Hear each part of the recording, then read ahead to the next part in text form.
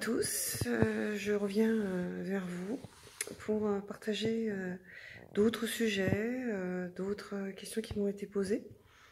Ceci est toujours ma vérité par rapport à mes expériences, ce que j'ai pu canaliser, recevoir comme enseignement.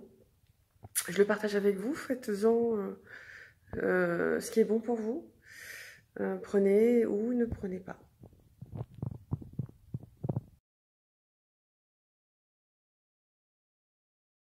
Tous interreliés, interconnectés, c'est une phrase qui revient assez régulièrement dans mes séances, que je dis assez régulièrement. Et pour développer un petit peu cette expression qui me parle beaucoup, je vais d'abord vous parler des lois de l'univers.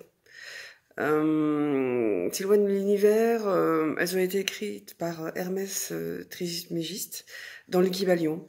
Le Kybalion, c'est l'étude sur la philosophie hermétique de l'ancienne Égypte et de l'ancienne Grèce, qui a été décrite justement par Hermès Trismégiste, et qui dit le tout est esprit, l'univers est mental. Ça nous indique que tout ce que nous voyons, chaque manifestation, chaque matérialisation présente dans l'univers physique provient de l'esprit. Ces lois de l'univers qui sont détaillées dans ce petit livret, elles sont au nombre de 7. Il y a la loi des nombres, la loi de cause à effet, la loi de l'évolution, la loi des polarités, la loi du mentalisme, la loi de la réalisation et la loi des fréquences. Ce qui m'intéresse d'évoquer avec vous aujourd'hui, c'est la loi des nombres que je trouve bien appropriée justement pour parler de cette interreliance et cette interconnexion. Et donc je vais vous lire ce que veut dire cette loi des nombres. Elle contribue à la compréhension du concept de Dieu, de l'univers et des hommes. Elle révèle les bases sur lesquelles s'agencent toutes les forces universelles. Lorsque le 1 se manifeste, il met en évidence sa triple nature.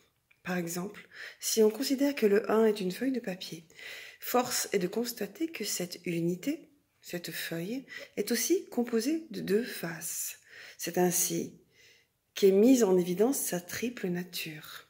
Donc, du 1 naît le multiple, et le multiple reste invariablement relié au 1. Exemple, notre feuille de papier ne peut en aucun cas se séparer de l'une de ses faces. Si on plie cette feuille en 2, les éléments qui la composent, c'est-à-dire les faces, se multiplient en se divisant.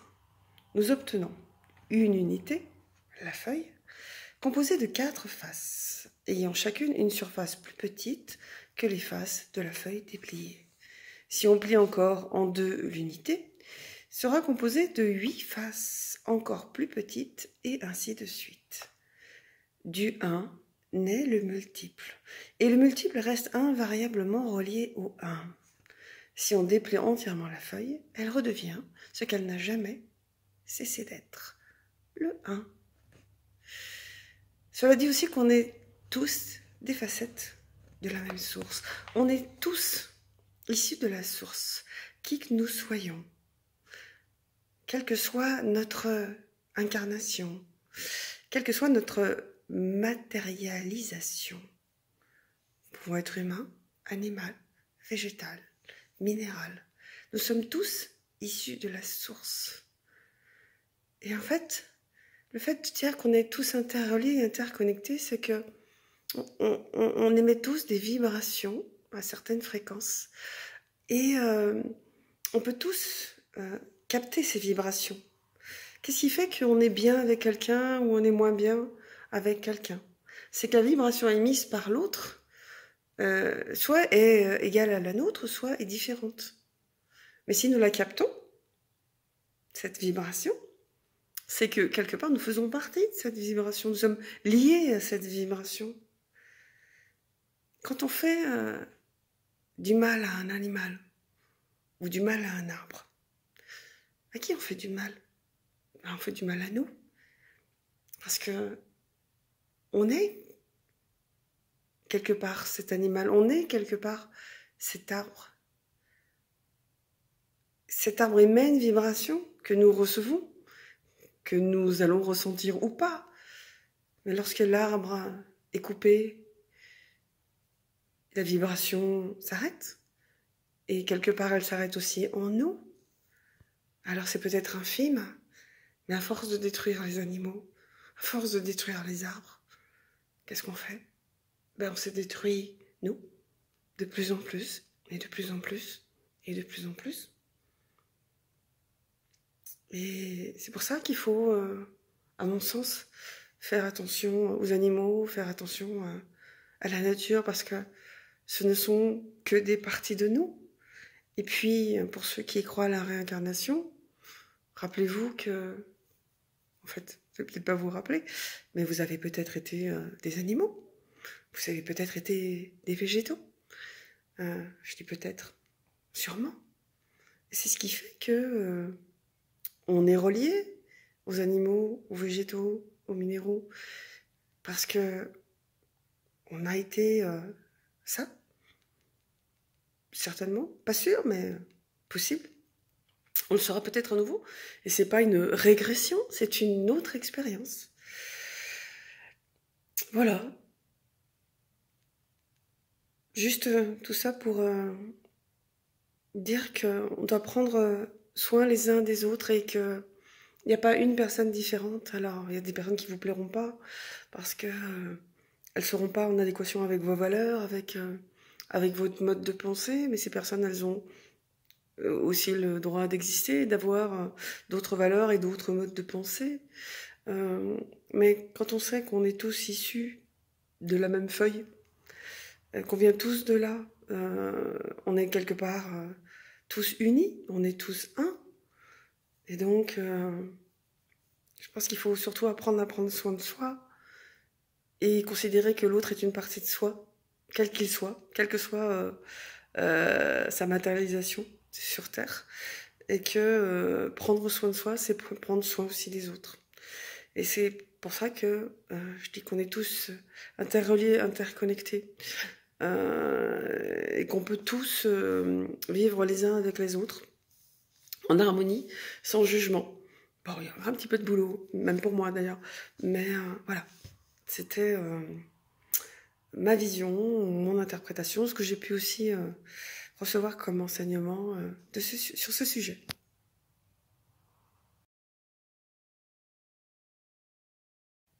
Oui, pour rebondir par rapport à ce que je disais tout à l'heure sur le fait qu'on est tous interreliés, interconnectés, cette phrase qui consiste à dire que l'autre est un cadeau, même quand il nous fait du mal, dans ce que j'ai pu apprendre, intégrer, comprendre, expérimenter, j'ai réalisé qu'en fait, l'autre, il est vraiment un cadeau parce qu'il nous permet de voir qu'est-ce qu'il y a en nous qui est dissonant.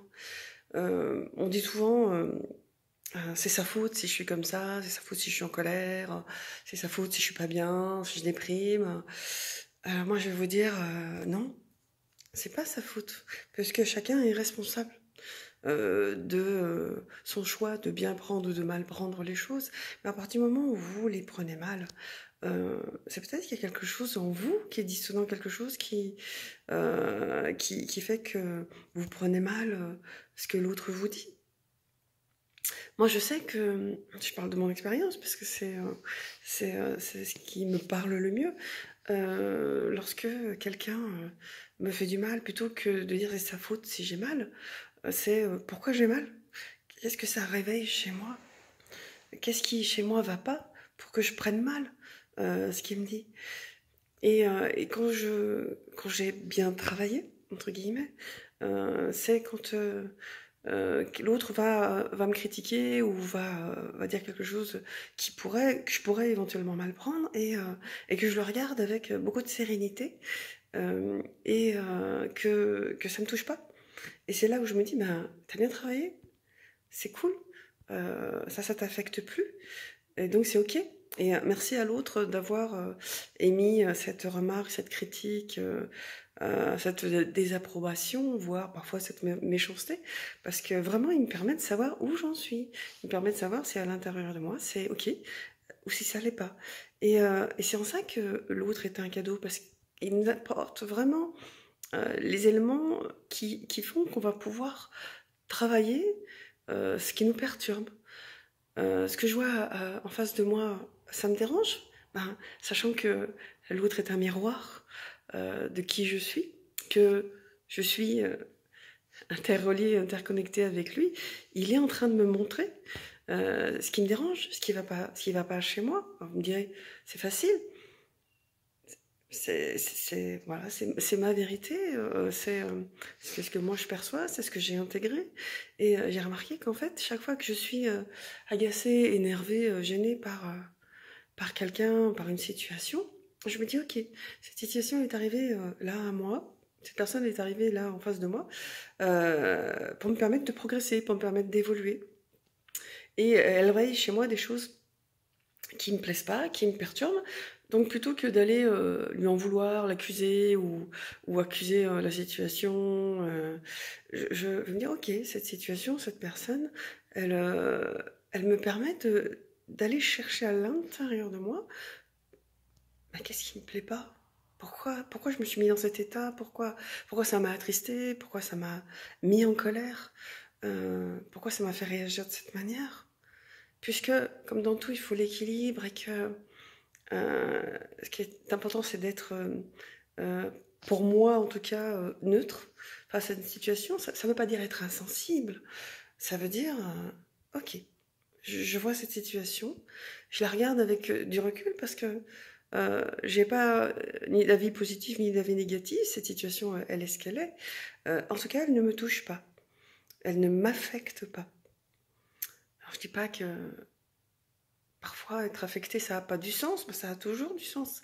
Mais que le but pour moi, c'est de pouvoir euh, être sereine face à une situation, c'est pouvoir garder mon discernement, c'est ne pas juger, parce que c'est très facile de juger une situation, de juger une personne, mais qui je suis moi pour aller juger l'autre, je ne sais pas ce qu'il a vécu. Je sais pas ce qu'il a traversé et pourquoi la personne elle réagit comme ça et pourquoi il y a cette situation qui est faite, qui est comme ça, ce qui se passe aujourd'hui en ce moment. Il y en a plein qui vont vous dire ah bah non, j'y suis pour rien. Mais on est tous responsables, tous, autant qu'on est, on est responsable de ce qui arrive. Donc à nous peut-être de prendre conscience. Alors je dis pas nous, tout le monde, mais la majorité, parce qu'aujourd'hui il y en a plein qui je pense seront d'accord avec moi sur le fait qu'on ne peut pas continuer comme ça. Que euh, cette société un peu trop individualiste, un peu trop nombriliste, elle doit changer, elle doit s'unir, elle doit s'allier et ne plus considérer que elle n'est qu'un être divisé et séparé des autres. Il n'y a pas de séparation. On est tous unis, on fait tous partie du un et je trouve que cette loi des nombres, issue des lois de l'univers, elle est très appropriée en fait à la situation. Voilà, pour, terminer en fait sur le fait que l'autre humain ou l'autre situation est un cadeau. Il nous permet vraiment de savoir où on en est et de pouvoir justement aller à l'intérieur de nous, travailler ce qui ne nous convient pas. Les égrégores. Alors, oui, on peut dire qu'il y a ni positif ni négatif, puisque tout est juste, mais il y a des égrégores qui vont nous servir et il y en a qui vont pas forcément nous servir dans notre évolution. C'est pour ça que il faut être vigilant sur l'utilisation qu'on a de nos pensées, de nos mots. On dit souvent que la pensée est créatrice et que le verbe est créateur. Pour simplement définir ce qu'est un égrégore, en fait, c'est un concept désignant un esprit de groupe influencé par les désirs communs de plusieurs individus unis dans un but bien précis. Ce terme, il est apparu dans la tradition hermétiste. Et moi, je relie un peu ça aux pensées, aux formes pensées. On a des égrégores dits collectifs. On a aussi des égrégores dits individuels. En harmonisation globale, lorsque une personne vient me voir et que le test de résistance musculaire tombe sur les égrégores, on va se rendre compte que souvent il y a des égrégores qu'on crée vis-à-vis de soi-même, en fait, lorsque on a tendance à se juger, à se dire je suis nul, j'y arriverai jamais.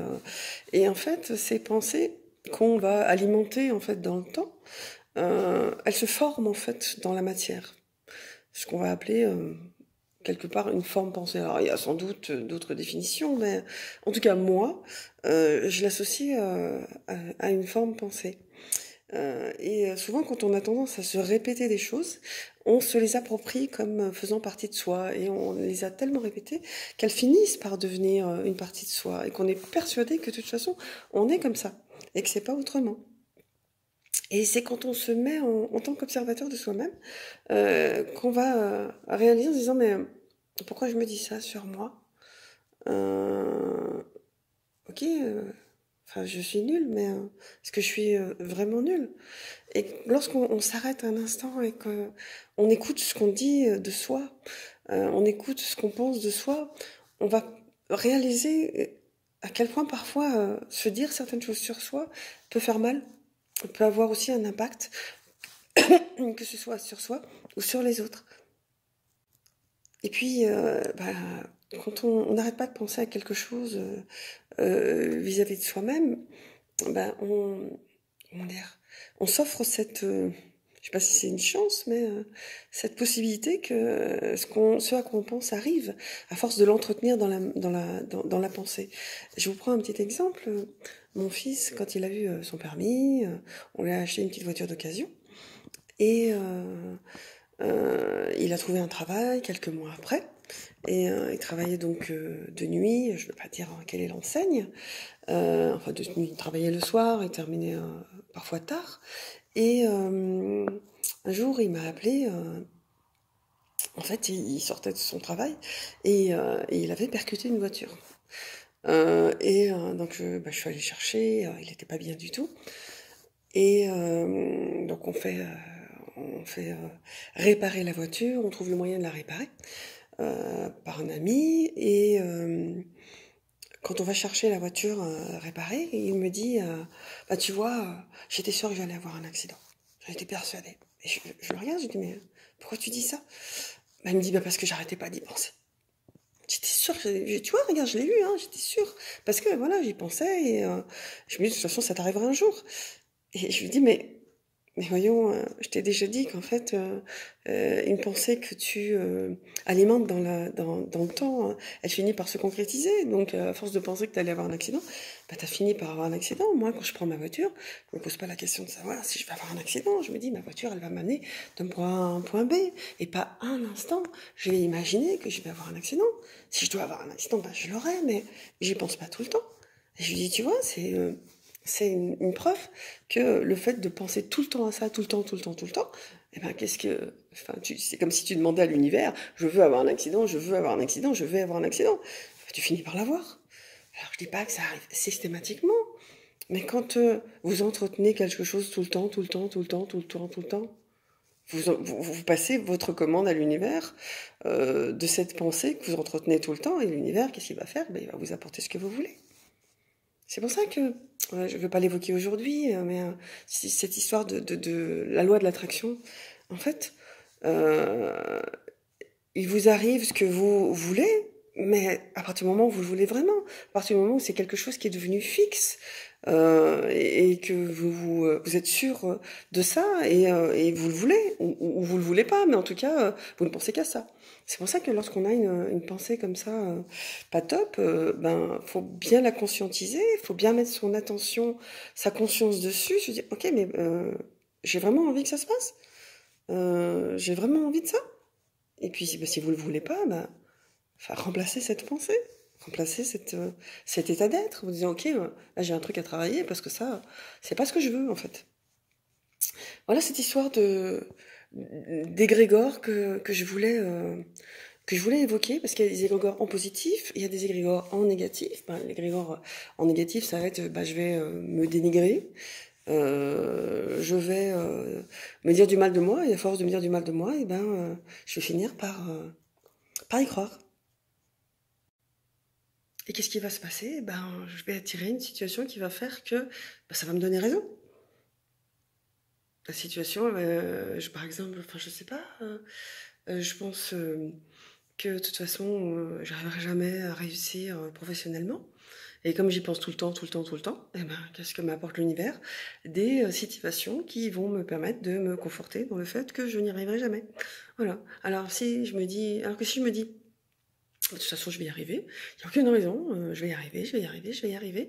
Et si vous tenez cette pensée, et si vous êtes certain, et si c'est vraiment quelque chose d'important pour vous, maintenez cette pensée positive de je vais y arriver, je vais y arriver, je vais y arriver. Qu'est-ce qui va entendre l'univers? Que vous y arrivez. Il va vous apporter la situation qui va vous permettre de valider votre pensée. Concernant les égrégores, vous avez donc les égrégores vis-à-vis de soi-même, envers soi-même, les égrégores aussi émis par autrui. Lorsque vous avez quelqu'un qui va penser du mal de vous, qui va vous critiquer. Cette pensée, ce jugement de l'autre, euh, il a son utilité parce qu'en fait, si vous la prenez et qu'il vous affecte pas, c'est que en fait, vous avez bien bossé sur vous et c'est ok. En fait, vous vous en foutez de ce que l'autre pense. Et si son jugement, sa pensée, vous la prenez et elle vous affecte, c'est que effectivement, peut-être qu'il y a quelque chose à travailler en soi pour justement plus être atteint par ce jugement et par cette pensée. Et puis parfois, on n'est pas au courant. On ne sait pas ce que l'autre pense de nous. Et ça peut nous affecter vibratoirement, énergétiquement. Parfois, on peut se sentir fatigué. Et moi, ce que je me suis rendu compte, c'est qu'en harmonisation globale, quand on va travailler justement sur ces égrégores, on peut arriver à casser en fait ces égrégores émis par autrui, comme une sorte de lien karmique qu'on va couper. Et ça permet vraiment de reprendre son énergie, de se réapproprier son énergie et de plus être affecté justement par l'autre de manière consciente ou inconsciente. Ensuite, dans ces égrégores, il y a les archétypes. Les archétypes, c'est des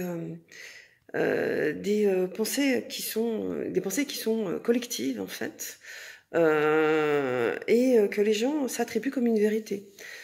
Du style, mesdames, l'homme, il est plus fort que la femme, ou la femme, elle doit moins gagner que l'homme. Voilà, comment dire, des on-dit, c'est comme ça. C'est vraiment des croyances qui sont partagées par une multitude de personnes au cours de l'humanité. Mais c'est pas parce que c'est une pensée qui est émise par plusieurs milliers, peut-être par plusieurs millions de personnes, que c'est juste et que c'est approprié à soi. Et ce qui est important, c'est d'aller voir en quoi cette pensée collective, cet archétype, il peut avoir une influence sur soi. Parfois, on va se laisser influencer par les médias, par ce qu'on entend à la télévision, par ce qu'on entend sur les réseaux. Et c'est là où je pense que c'est important de garder son discernement et de se dire, ok, tout le monde dit ça, mais chez moi, ça résonne pas, quoi. C'est pas ok. Je me sens pas à l'aise avec ça. Après, on sait pas qu'est-ce qui est juste, qu'est-ce qui est pas juste, et est-ce qu'il y a quelque chose de juste ou de pas juste. Mais ce qui est important, c'est de voir pour soi, en fait. Est-ce que ça me parle à moi? Est-ce que c'est ok pour moi? Donc, est-ce que je vais m'attribuer, en fait, cette croyance-là, ou est-ce que je décide de sortir de cette croyance parce qu'elle me correspond pas? Voilà. Donc, j'ai un peu essayé d'évoquer les égrégores tels que moi je les perçois. Alors il y a peut-être d'autres définitions, d'autres schémas de pensée.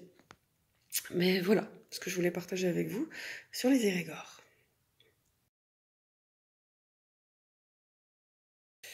Voilà, et pour terminer cette vidéo, je vais vous lire ce que le Kybalion définit sur les lois de l'univers au nombre de 7. Je vais faire cette lecture en audio. Les lois de l'univers. Ce qui est en bas reflète ce qui est en haut. Hermès Trismégiste. Loi des nombres. Cette loi contribue à la compréhension du concept de Dieu, de l'univers et des hommes. Elle révèle les bases sur lesquelles s'agencent toutes les forces universelles. Lorsque le 1 se manifeste, il met en évidence sa triple nature. Par exemple, si on considère que le 1 est une feuille de papier, force est de constater que cette unité, cette feuille, est aussi composée de 2 faces. C'est ainsi qu'est mise en évidence sa triple nature. Donc, du 1 naît le multiple, et le multiple reste invariablement relié au 1. Par exemple, notre feuille de papier ne peut en aucun cas se séparer de l'une de ses faces. Si on plie cette feuille en deux, les éléments qui la composent, c'est-à-dire les faces, se multiplient en se divisant. Nous obtenons une unité, la feuille, composée de 4 faces ayant chacune une surface plus petite que les faces de la feuille dépliée. Si on plie encore en deux l'unité, la feuille sera composée de 8 faces encore plus petites, et ainsi de suite. Du 1 naît le multiple, et le multiple reste invariablement relié au 1. Si on déplie entièrement la feuille, elle redevient ce qu'elle n'a jamais cessé d'être, le 1. Loi de cause à effet. Toute cause produit un effet, donc chaque effet provient d'une cause. Toutes nos pensées, nos paroles et nos actions nous reviennent. On peut les comparer à des balles lancées contre un mur. Si nous lançons une balle noire, il ne faut pas s'attendre à voir revenir une balle blanche. Si nous la lançons violemment, elle nous revient avec force. Nous créons ainsi notre propre bonheur ou nos difficultés. Nous sommes le point d'origine, nous récoltons ce que nous avons semé. Cette loi est incontournable. Il est sage de la comprendre et de l'appliquer. Pour évoluer, nous ne sommes pas obligés de nous imposer des épreuves supplémentaires. Loi de l'évolution. Tout évolue, tout se transforme. Les êtres humains commencent leur évolution à un stade primitif, puis se réincarnent autant de fois qu'il est nécessaire pour parvenir au 7e niveau de conscience, celui de l'être réalisé. L'intensité de l'énergie cosmique reçue par le corps est à peu près multipliée par 10 à chaque progression de niveau d'évolution. Or, la matière qui constitue le corps vieillit et se dégrade.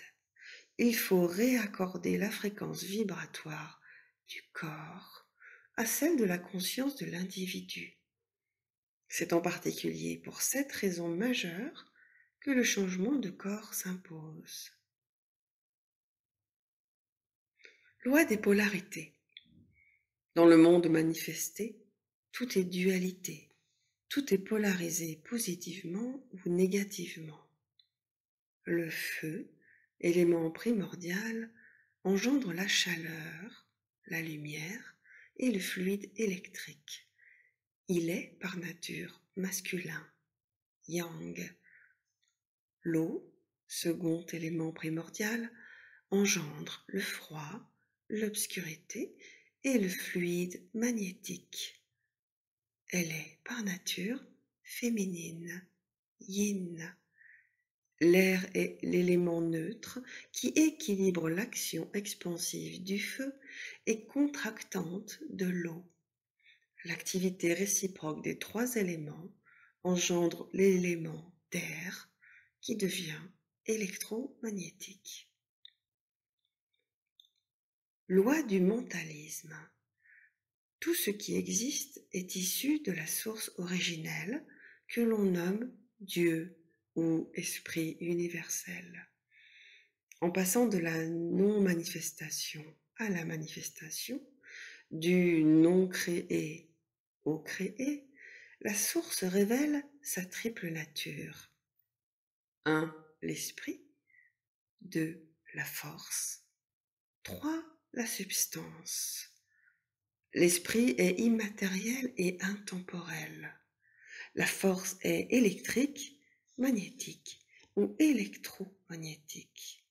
La substance est pure pensée, progressivement densifiée. Issue de l'esprit, elle traverse le plan mental, le plan astral, pour se concrétiser sur le plan physique. Le monde dans lequel nous vivons est donc le résultat des pensées, plus ou moins densifiées. Loi de la réalisation. Nous sommes un esprit divin et immortel dans un corps de matière. Notre corps est comme un costume de théâtre que nous avons endossé pour jouer notre rôle, notre vie. C'est dans ce rôle, face aux événements et aux épreuves qu'il nous propose, que nous avons les meilleures chances de progresser. Mais nous ne sommes pas des marionnettes.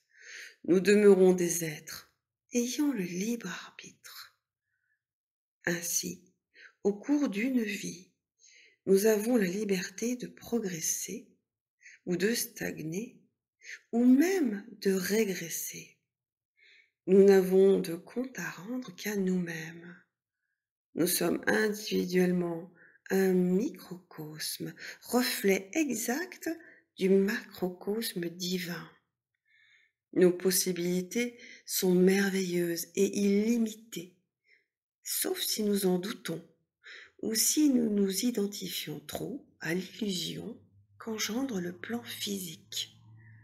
Le monde de matière n'est que le théâtre du jeu de la vie. Loi des fréquences. Chaque individu génère une fréquence vibratoire qui est le résultat de ses expériences de vie, consciemment et inconsciemment enregistrées. Elle lui est tout à fait personnelle. Elle détermine son niveau d'évolution. Elle constitue autour de lui un champ d'énergie qu'on appelle l'aura. Deux individus vibrant sur la même fréquence vont ressentir de la sympathie l'un envers l'autre, tout comme un émetteur radio peut être reçu fort et clair par un récepteur calé sur sa fréquence. À l'inverse, deux êtres de niveau vibratoire très différents vont ressentir de l'antipathie. La communication sera difficile. L'ensemble des vibrations d'un être est tout entier contenu dans son aura. Cet ensemble est unique au monde. Et bien voilà, ce sera tout pour aujourd'hui. J'espère que ces sujets vous auront intéressé. Surtout, n'hésitez pas à m'envoyer d'autres sujets que vous aimeriez que j'évoque, des choses qui ne sont pas claires pour vous et des sujets sur lesquels vous aimeriez que j'apporte un éclairage ou en tout cas un point de vue.